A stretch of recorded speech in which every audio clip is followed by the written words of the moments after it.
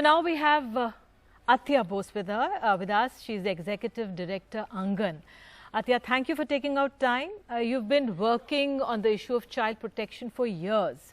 We've been talking about how the pandemic has had a massive setback for our children. Tell us about Aangan's work during this period and what have been your priorities?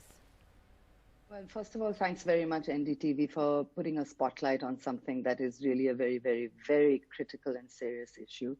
I think it's important to acknowledge right up front that the crisis of child protection, the crisis of children's safety and children being harmed is not a new crisis. You know, India has been a global leader in child marriage, in child labor, in child trafficking long before the pandemic hit. What the pandemic has done is that it has exacerbated this to levels where today we can actually have this national conversation, this, dare I say, this long overdue national conversation on a very, very, very critical issue. So, you know, really, thank you very much for doing this.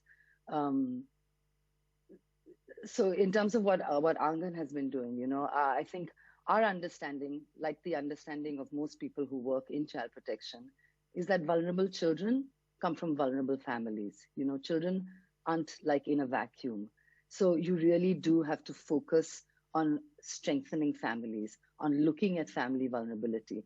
At the time of the crisis, when government has been quite honestly absent, you know, in terms of protection issues, they've been very concerned, obviously, with COVID and with the other issues, as Tanisha pointed out. You know, treating the pandemic has caused all sorts of restrictions and has caused the removal of whatever scant government support there was for all of these issues. So a lot of our work has really always been, and intensified more so even now, on how, where children are, how do we have people there to protect them? Because child protection at the end of the day is not a bunch of laws and policies.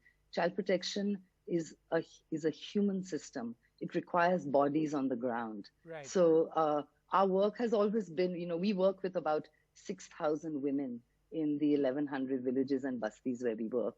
And these are women who really have just said, they've joined us because they've said, जो हमारे साथ हुआ है, ये हमारे बच्चे के साथ नहीं होना चाहिए. Right. You know, so they've really just been working, you know, very hard to stop all of the things that have happened with them. But Atiya, let me ask you this. A key focus at the beginning, sorry? Let me just ask you this. You've been working on demonstrating the power of the non-expert in a community-based prevention model to combat serious child harm.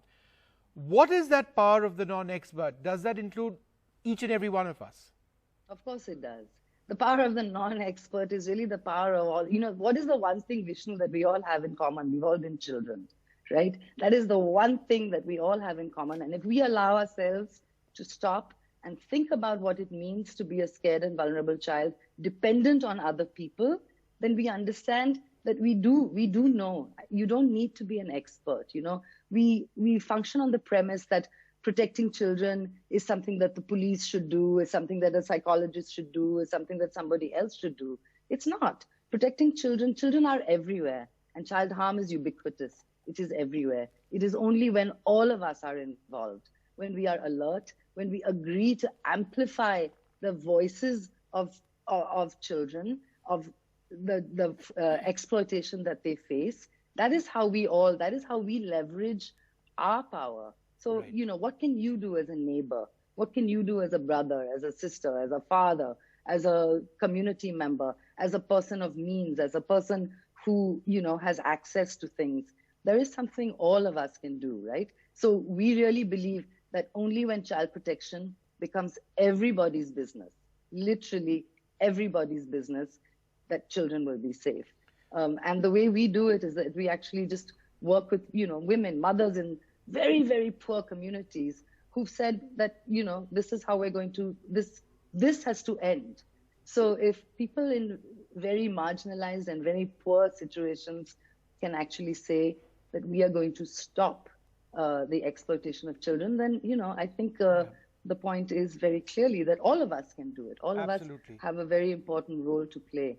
What does that mean? It means when you see a child around you you don't look away and expect that somebody else is going to do something about it. Right. It means that you actually report it. It means that you talk to the child. Yes. It means that you find out about it. It means that you follow up on it. Yes, it will take a few minutes of your time. It will require you to make some calls. But that's what children need. And I think that's a key point. The fact that, again, the question which we started on, you don't need to be an expert to be doing this. You don't need to be a child rights activist to be doing this. You need to be doing this as a human being, as a citizen and as a human being.